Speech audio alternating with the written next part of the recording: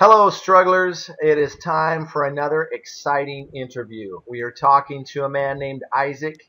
He has seen some things, been to Bethel, and wants to share his story with you and with me. Thank you, Isaac, for being on the show. I appreciate it. On the channel. Thank you. And I appreciate all the other interviews you've been doing and all the work you've been doing too, Eric, with your website and everything else. I wouldn't be here if it wasn't for what you were doing. So I appreciate Wow. what you've done too. Wow. Thank you. Well, you know what? It makes me feel good. All of us can do what we can do. Some of us can do more than others. Some of us that are watching, all we might be able to do is click the like button or Right, click the share button right, or subscribe or follow the Twitter or get on a Facebook group, whatever. All of us can do something, and the more of us, I mean, we're in the hundreds of thousands, if not the millions now, of people that are wise to this Watchtower baloney, that are right. wise to the fact that the Jehovah Witness religion is a front for the Watchtower's business model. So, anyways, enough about that. So, Isaac, you were raised around the Jehovah's Witnesses, or did you come in later? What is your story? Yeah, I was born in my grandmother, my father's mother was actually the first. She taught all of her kids. My father had five brothers, three sisters, large family. My father's father, my grandfather, who died when I was young, was very opposed, and he never accepted it his whole life. But my grandma actually did bring a lot of people into the Jehovah's Witness religion. Um, and that was my father included. And my father was an elder my whole life, and so there was no future I was going to have except for a future within the JW organization, being raised that way. And my mother was the same way. Her parents were both Jehovah's Witnesses, so um, it was instilled in our family growing up that that was, we're going to do Bethel, we're going to pioneer, we're going to do something. So that was my life. That was all I knew was this religion. Right, and like a lot of us, you were an overachiever. You started pioneering. You went to Bethel, right? Yeah, I had a tough run before that. Um, Well, tell us. I I had a lot of family in the truth. I had a large family, and my mom's family is also very large too. My uncle, my mom's brother, was actually a missionary in the early '80s in South America, and he had a lot of crazy stuff happen to him while he was a missionary down there. And he saw some hypocrisy of things and how things were ran with, guys getting away with stuff, and you know how things go when you're off the grid like that. And so he had a lot of problems with what he saw, and never really mentioned that kind of thing to me till later on in life. But I also had my father's brothers who were elders as well. So there was a big push to just not be on cruise control, I guess you could say, at the Kingdom Hall. Hmm. Um, we had a situation with, I call it elder mafia at the Kingdom Hall. Oh Certain yeah. elder groups would have their friends of other elders and their families versus other elder groups and their families, and it was, what do you call it? Hatfield and McCoy type stuff, right? Hmm. And my cousin was dating another elder's daughter, and things didn't work out, and there was a back and forth going on between our family and this other elder's family. This elder's daughter got married later on. Her and her husband came to the elders after they gotten married about heavy petting.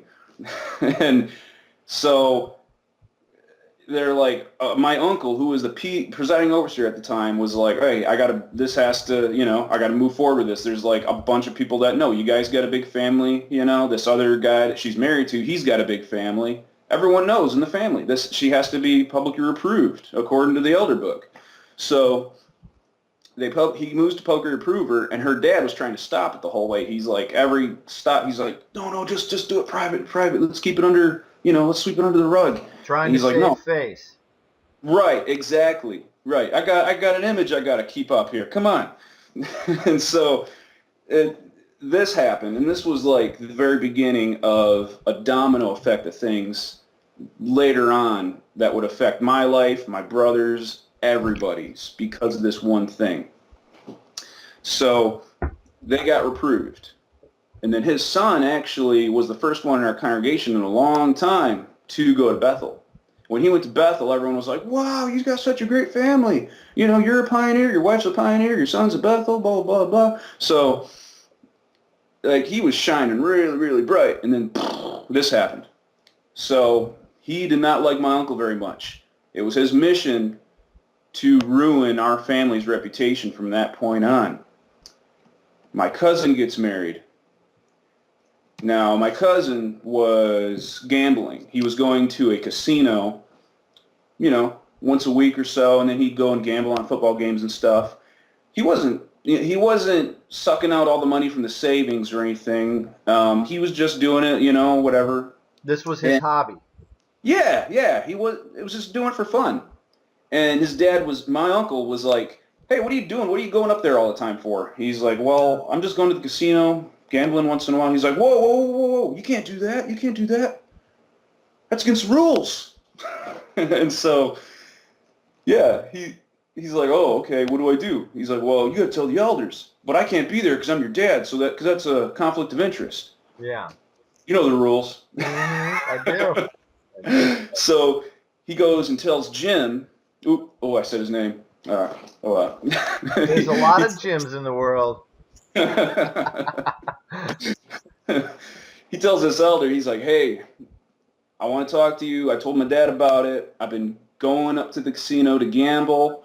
I haven't been losing money, but I have been, but I'm not like, my family's not struggling because of my gambling addiction. I don't think it even is an addiction. It's just, I just want to let you know.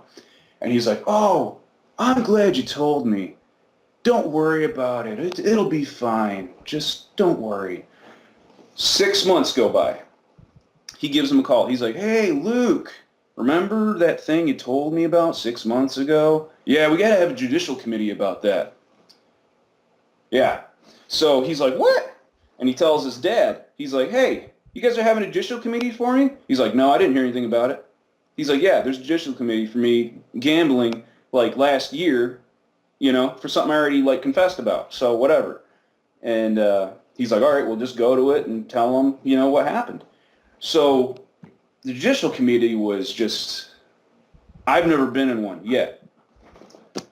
But it was ridiculous because Luke wanted everyone in the family to know what happened so that, we didn't just start to assume, oh my gosh, he cheated on his wife, or he's doing this, he's taking drugs, he's a drunkard. He wanted everyone to know what happened to him. So he just told all of us right after it happened what was going on, so that the family didn't, think of their own rumors pretty much. Because that's what happens when people disappear. Everyone's like, oh my gosh, yeah, he was a drunkard. I saw him drink 2 beers after the meeting that one time. Yeah. He's viewing pornography because I seen him flirt with a girl once. So that's the kind of stuff that happens when you get disfellowship. So he wanted to save that. He has this judicial committee, and they share with him the scripture from 1 Corinthians or 2 Corinthians about greedy persons, idolaters, fornicators not inheriting God's kingdom. And he's like, you're a greedy person, and, blah, blah, blah, you're getting disfellowship for being greedy. And he's like, what? Well, I'm not greedy. I confessed. I'm sincere. I'm truly sorry. I'm not greedy. You know I'm not greedy. You're not going to disfellowship for being greedy. And he's like, this other elder who was buddy with the other elder was like, yeah, well, this is what's going on. You kept it a secret from us. And he's like, no, I told Jim 6 months ago. He's like, no, you didn't. And he's like, what? And he looks at Jim. He's like, no, well, you told me, but, you didn't give me all the details. So, really? Okay. I guess that's how, all right, very judicial, right? No, Isaac, what that is, that's how the Holy Spirit operates. The Holy Spirit is over this meeting, right? Yeah. It's just a Yeah. comedy of Cool. errors with these meetings. I want to back up for just a second. You said you've never been in a judicial committee meeting. I wish that I could say that. I've been in at least 60 or 70 of them. All of them I was an elder except for one. My last one, I was on One. the gambler side of the table. So Yeah. when I got DF, so yeah, I mean it's you never know what you're gonna get. It's just like Forrest Gump. When you get those three elders, it's like a box of chocolate. You don't know if you're gonna get the strict ones, you're gonna get the loving ones. You have no idea. So he got some hardcore guys, and it sounds like they had an agenda too. They did. Yeah, go on. They wanted to crucify him, and so he did the appeal, and he went home immediately after this, and he went to his dad, and he's like, Dad, this is what happened, blah blah blah. And he's like, What? Are you serious? This is what's going on. They can't do that. And he's like, You were repentant? You had a repentant attitude? And he's like, Yeah. He's like, I was willing to do anything, and he couldn't believe it. He's like, Dude, you got to make an appeal. Well, you didn't call his son dude, but this is my language. So you got to make an appeal. So he calls up Jim, I think the next day or that night, and he's like, "Hey, I'm going to appeal this. I want another meeting." And so they make another meeting, and then when they do an appeal, they got to. All right, Okay. so he's like, I'm repentant, and this is his dad who's an elder, and this is your brother. This is my cousin. This Your is my cousin. dad's brother. Yes. Yeah. And so your cousin is saying, look, I was repentant. And by the way, Isaac, something that you might know, and some of the listeners might know, there's a common Jehovah's Witness myth or legend that, if you're repentant, you'll never get disfellowshipped. It's only those that are unrepentant that get disfellowshipped. You might have heard that before. I can tell you right now that's a bunch of baloney. It has nothing to do with, how repentant you are or you are not. I've seen people cry buckets of tears and get DF'd. I've seen people sit there like this and not get DF'd. The whole, well, if they're repentant, they won't be DF'd is a bunch of baloney. It's obvious your cousin was sorry and he just didn't really realize that it was that big of a deal, is what I'm hearing. Oh yeah, I mean, yeah. Okay, so he appeals, and then what happens? So when they appeal it, they change the elders around. Am I right? They add more elders. They have to pick 3 new elders from a different congregation, usually from a different part of the circuit, and then those 3 elders are looking for a serious error in judgment or protocol by the first 3. Okay, so it's not a completely new group of elders, or it is a completely new group of elders. Correct, it is. It's 3 new guys. The circuit overseer handpicks them, sometimes from outside the circuit, depending on how well known it is. And then they rehear the case, and then they're looking for a mistake or a grave error in judgment on the part of those first 3 guys.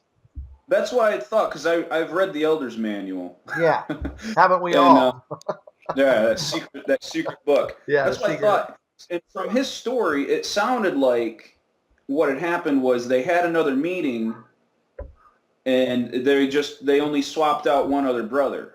Well, so that's not even proper procedure right there. Right, exactly. So this one brother they did swap had just moved in the congregation, and he's actually, after he moved in, professed to be one of the anointed, and he killed people in World War II. Yeah. So whatever. And so this guy, he's 90-something years old and just, can't, barely carrying on an intelligent conversation with most people. And he's the one that his fate lies in. He's like, oh my gosh, they chose him. Yeah. And I think they actually had a letter about that recently, with elders being over the age of 80 or something. They're going to retire, the mandatory retirement.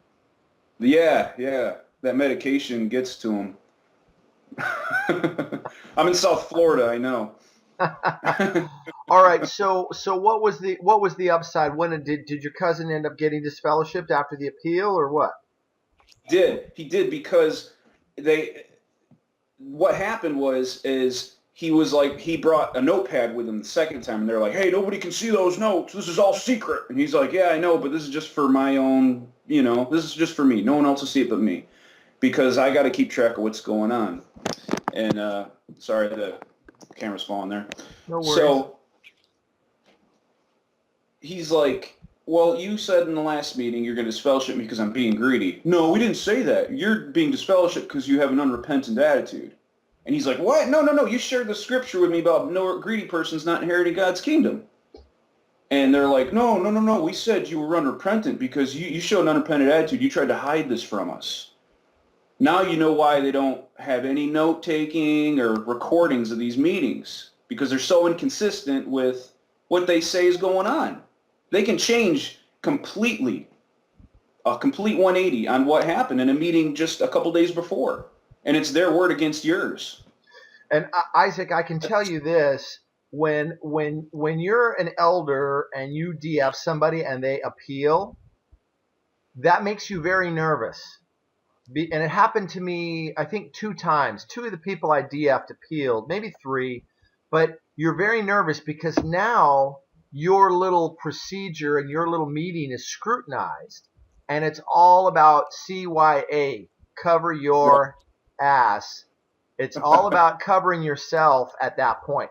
So what will happen is those 3 new guys will oftentimes bring the original 3 back in, and they will question them. And yeah, they will sing any song they think those 3 new elders want to hear to CYA themselves. I've seen it happen. That's what Christ would have wanted.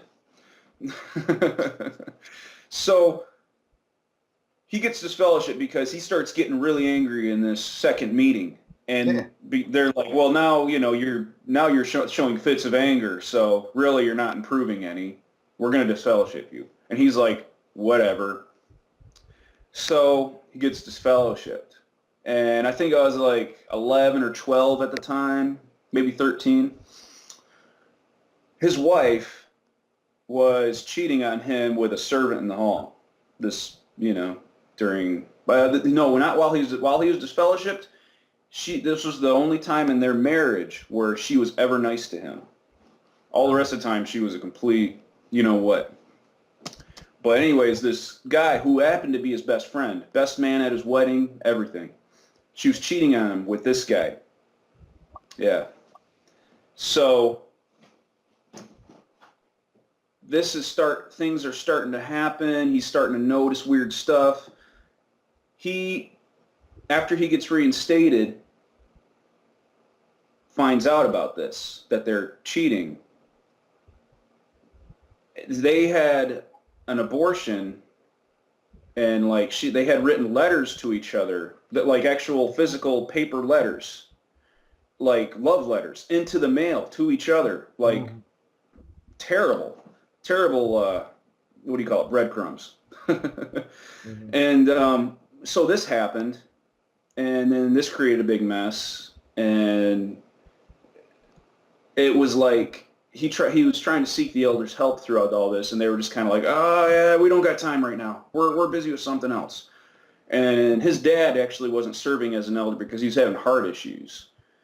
And, so that was that part of his story. And then his other child, or my uncle's other child, Beth, she was getting married. This is a couple years later. And those elders tried to do everything they could to stop the wedding from happening. They wouldn't let him use the kingdom hall. She got married to another baptized brother. An elder from out of state, which was his grandpa, came to give the talk, and they wouldn't let him use the kingdom hall, so they had to have it in the park by the beach. And the elders at our hall were telling people they would lose Holy Spirit if they attended the wedding because they wanted this guy to marry their daughter. That was the whole thing behind it. That's how petty it all is. Right. And it was one thing after another. My childhood, growing up in this congregation, I had no friends. There's about cliques. There's always cliques everywhere you go. Yeah. And we had about 15 or 16 kids our age, my brother and I, and four other kids were the only ones in public school at all. The rest were all in homeschooling because there was that homeschooling. I don't know if it happened out west, Oh yeah, but there it was did. a Big craze that fad. Big fad. blew up because they're like, get your kids out of schools. It's bad. They're going to get educated and leave the truth. And so, yeah, we were the only ones in public school, so we got left out a lot. And it hurt. Because you're not allowed to be friends with kids at school. You can't hang out with them. You can't do anything with these kids. You can't do any extracurricular activities. And then what are you supposed to do at the hall when no one wants to hang out with you either? Mm-hmm. And then later on, I'm finding out that is the power they have over you because they're like, well, you got nobody to go to in the world. That's why you got to come back to us. Yeah. You know, if you want to leave, who are you going to go to? Well, it's like, well, I couldn't make friends my whole life. You know, so who am I supposed to go to?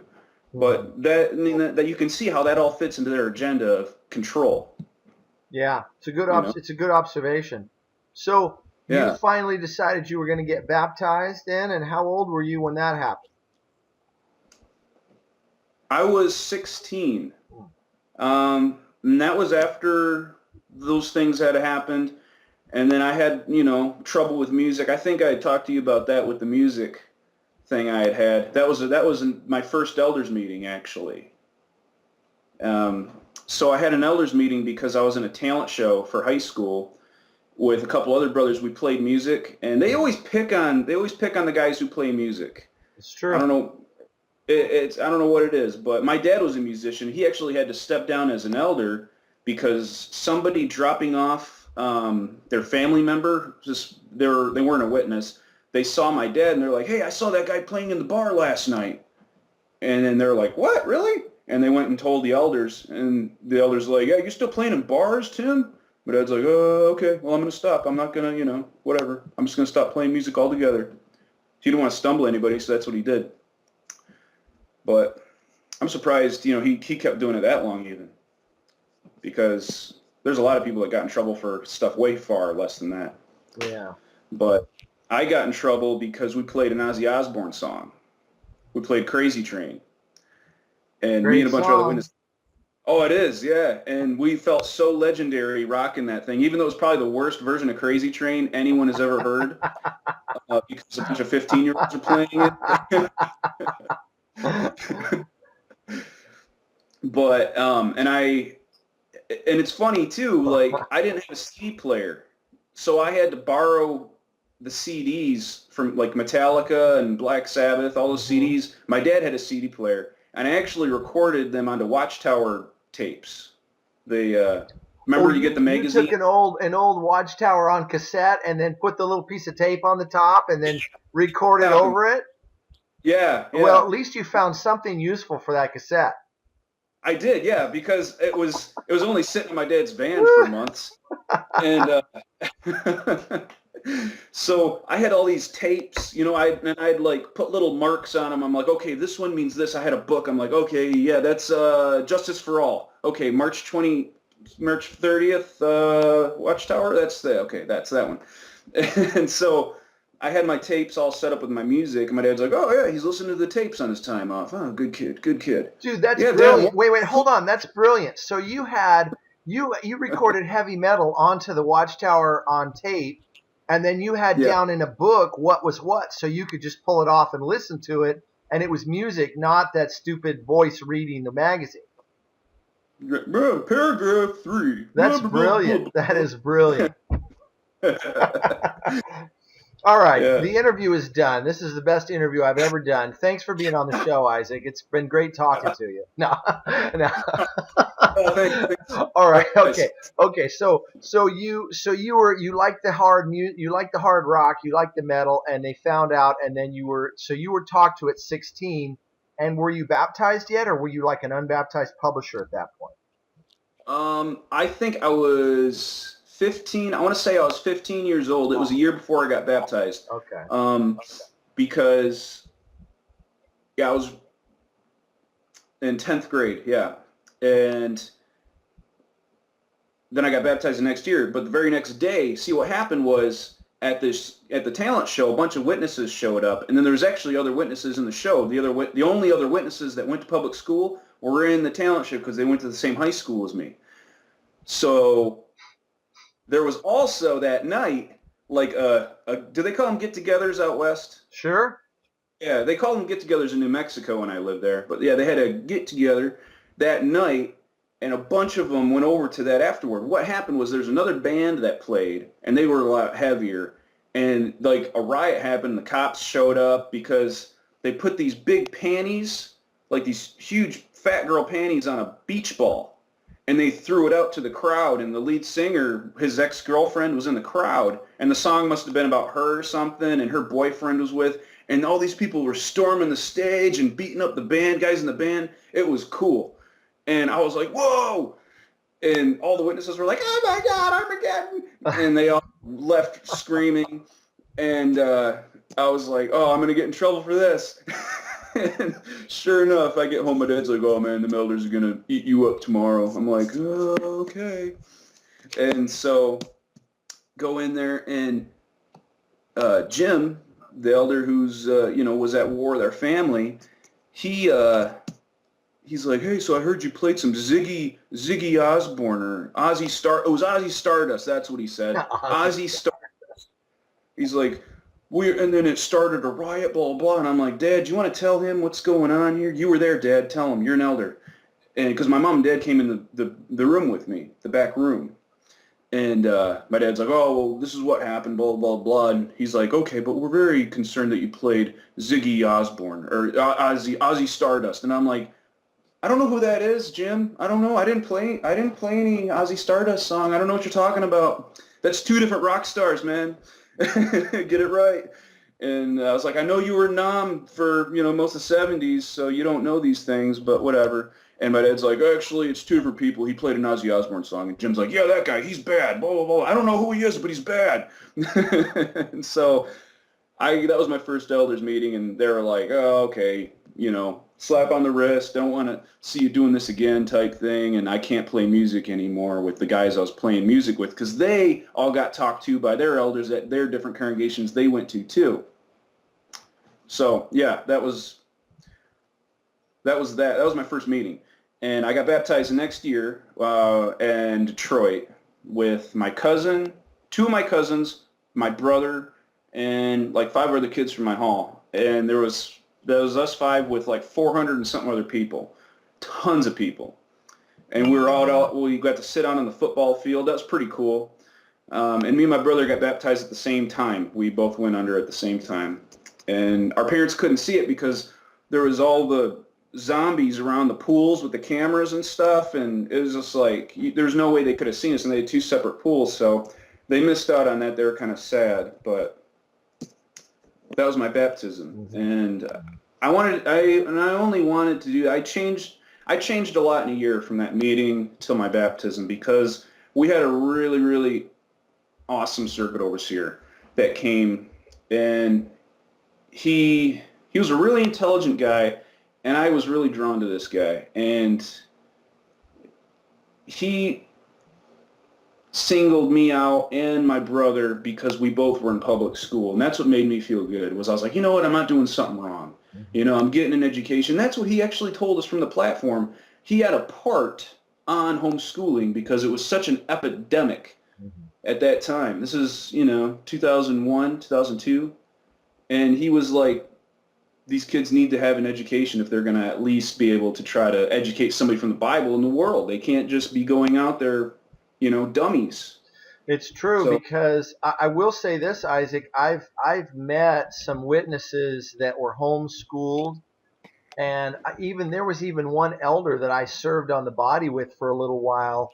He was homeschooled from the whole K to 12, and he told me, he said, I didn't learn anything. He goes, I'm self-conscious about the fact that I'm kind of dumb. I never got to take wood shop and auto shop and history, when a lot of those core subjects were just a joke for him. And yeah, right. it's that way. Now, the CO that inspired you, what was his name? His name was Richard Finley. Finley. Okay, so Finley. There's a lot of sincere CEOs out there, and there's certain ones I think that we've all that kind of resonated with us. I had Gene Fields was an awesome CEO for me. I had two or three that were like great guys when you're in the org, anyways. They're cool. And so Finley, brother Finley, helped you, and that motivated you, and all of a sudden you were wanting to pioneer, wanting to go to Bethel, and all that. Yeah, I just wanted to do. I wanted to actually be more than what I was doing in the organization. Because he made me realize how big the organization actually is. Because he had been all over the world. He'd been in Australia, all over, and he actually came out of the CIA and became a conscientious objector. That's how he had learned the truth. He was in the Navy and in naval intelligence, and he worked for the U.S. government and the CIA, according to what his story was. And then, so he got locked on these bases because he knew too much of what was going on. And so they're like, well, until these cases that you know about are closed, we need to keep you on base so that you don't divulge any information that is, secret. So for 2 years, he was able to study the Bible with whoever was studying the Bible with him, and he would just play golf. Just play golf and study the Bible for 2 years. Hmm. And so he learned every single publication from whenever he learned the truth up to that point, and he was a very intelligent guy, and he had a way of talking, and I can tell it because it came, I can tell after being later on in my life, participating in the military, how he was trained. He was trained to be blunt, but then also to, I wanted to follow him. I would have followed him anywhere, and I did. I mean, I loved the guy. He made a big difference in me and what I was doing in my life at that time, and so. I was in school, and September 11th happened while he was our CO. And you've seen, the pictures in the books where fire's coming down from the sky, Armageddon's happening, and people are fighting each other. You were older than I was 16. I was 16 when 9/11 happened. But you were an adult when that was happening. You had kids and stuff. Yes, they were little, but yes. Yeah, it affected all of us differently, that day did. And we all know what we were doing. And I was watching it, and we were watching the streets of New York. You remember seeing the people, running, but the people were all helping each other. Everyone was running from the debris and everything, but it wasn't it wasn't anarchy, and it wasn't, and then I was really amazed by that, because as I was watching it too, I'm like, oh my God, this is Armageddon happening. It's happening right now. But everyone was helping each other. It was, it was sad but beautiful at the same time. And then you saw the rescue workers, what they were doing. And that's when I decided I wanted to be a firefighter and a paramedic, was when I saw that. And I actually, that same day, went to the high school counselor's office and asked about doing dual enrollment to go to college to be a paramedic. And she's like, oh, yeah, we'll do this. We'll get it set up. She's like, is this because of 9/11 happened? Is this because of what's happening today? And I'm like, yeah, it is. I was like, I want to help people. I love that story. That is awesome. Yeah. That changed me. And that day at the meet, because that would have happened on a Tuesday. And the kind of, it didn't matter if the world was coming to an end. We're still going to go to the meeting. That's how my dad was. We weren't missing meetings for anything. And there was people there we hadn't seen in years. We had family members who hadn't attended meetings in years, who were it's a great tribulation. Yeah, and we had a guy do that. He was inactive for years. He came back and became a ministerial servant because of 9/11. Wow. And a couple years later, he was inactive again. But that's another story. So, right. Okay, so tell me about going to Bethel and which Bethel you served at. Well, I pioneered first, Oh, actually. right. I finished my last year of high school while I was actually still in college. And I was able to, because when you go through the paramedic training, when you start with EMT, you actually ride on the ambulance and you do time on the bus. So you see all the stuff that they see. And I mean, at that point in time in my life, I really hadn't seen much of how bad the world is. Like, the world. I mean, I hadn't been in, the bathrooms of bars or anything like that. And you see that stuff all the time. And I'm like, oh, geez, this is nasty. And but I loved the feeling of helping people. And I actually got to help out doing CPR on one of my very first days. And actually, we saved the guy. And I was like, oh my gosh, this guy would have died if it wasn't for us. And since then, it's been those feelings of helping people that have made more of a difference than anything I've ever done in the ministry. And I mean, you say that to a JW now, and it's like, they're like, oh my gosh, how could you say that? That's not going to save their life. A Bible study will save their life. And I mean, just whatever. That's what they're programmed to say. So I did that while I was in my senior year of high school. And then I wanted to become a firefighter too. And I applied to the fire department, and I was able to test right after I graduated. And then I also put in my pioneer letter the same time or my application, my pioneer application. And I remember in the job interview, I had passed all the tests and everything. I finally got in the job interview. And there was the fire chief, there was a lieutenant, and another firefighter, and then a human resources lady.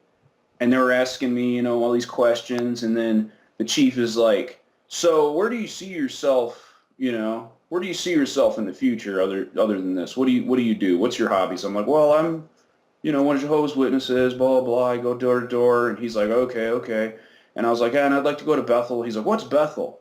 And I'm like, oh, why did I say that? And so I'm like telling him, and the lieutenant's like, there's 20 guys that want your job right now, want this job, and are we going to have to, we're just going to kick you out, and, blah, blah, and if you don't want this job, if you're just going to go to this Bethel thing. And I'm like, no, I don't want it. It's just one of those things that I might want to do. And so I, smoothed it over okay. And actually, I got the job, and like I like felt so guilty after doing that. Like, the guilt trips, how they kick in. And I was like, oh my gosh, I betrayed Jehovah. I told him I didn't want to go to Bethel. Mm-hmm. And so I pioneered to make up for that. And what was a bonus with pioneering was you could be on the RBC and you get 40 hours of service time being on the RBC on projects. And I was at projects every weekend. I would travel with my dad all over the place when I was younger, even before you had to be 18 to get on these projects. Nice. Because my dad was in charge of installing sound and everything. But then I started learning all these other parts, and growing up, doing projects and everything, I'd learned how to do framing, drywall, all that other stuff, roofing. So I became pretty active, and I knew all the big shots in the RBC. So once I had my EMT training done, I told the brother who was in charge of the RBC, I was like, hey, Brother Rose, I'm an EMT now. Is there any way I could help out in first aid? He's like, oh, yeah, I actually need somebody in first aid right now. I'm like, I don't want to sit in that first aid trailer all day, though. I actually want to work, but if you need me, I'll be here. Like, no, we need you to sit there. And I'm like, I don't want to sit there. So I ended up going to these RBCs and camping out for 2 days in that trailer, and I'm like, okay, here's 24 hours of field service time. Another 24 hours of field service time, there's my 40. And then I would go. And it was all legit. I mean, they would sign it because you got to get a little signature on the back, saying you got your 40 hours. And that's actually, for the first couple months, how I survived pioneering, because there's no way I could have done it because I was in a fire academy with my new job.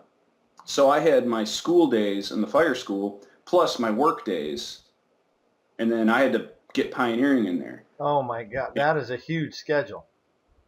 Oh yeah, so the RBCs are what helped me get my hours, and that irritated all the other pioneers who didn't really have any skills all except pioneering, and they were mad because, I wasn't a janitor or something, due to the night cleaning that they do to support their jobs or support their pioneer job. So I did that. I was able to get into the pioneer school. The time going into the pioneer school was bad. Well, it wasn't bad. It was just tough because the elders were kind of trying to set little things that would, disrupt my my zeal, Mm-hmm. because they saw I was enjoying it, and that's when they usually like, oh, he's enjoying this too much. There must be something going on there.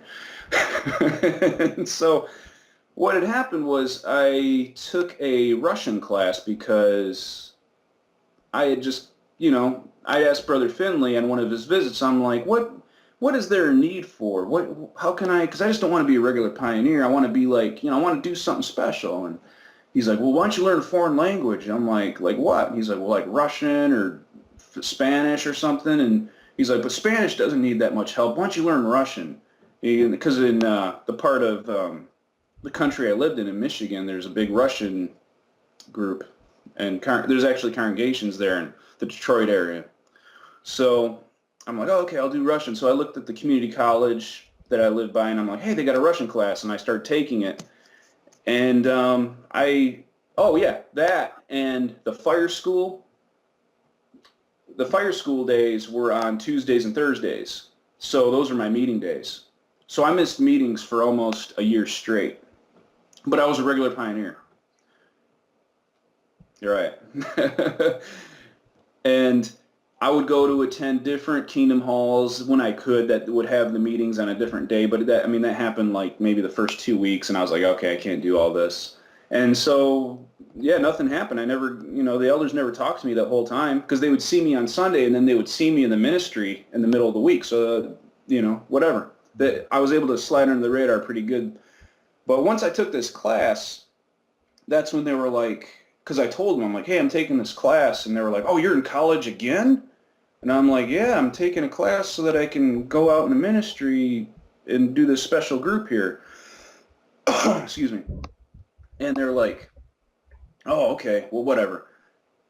When I went to turn in my Bethel application later on, this was right around the same time as Pioneer School, because I actually turned 19. I got my picture up here. July 19th was my Pioneer School. 2004. The order is rapidly fading, for the times they are a-changing.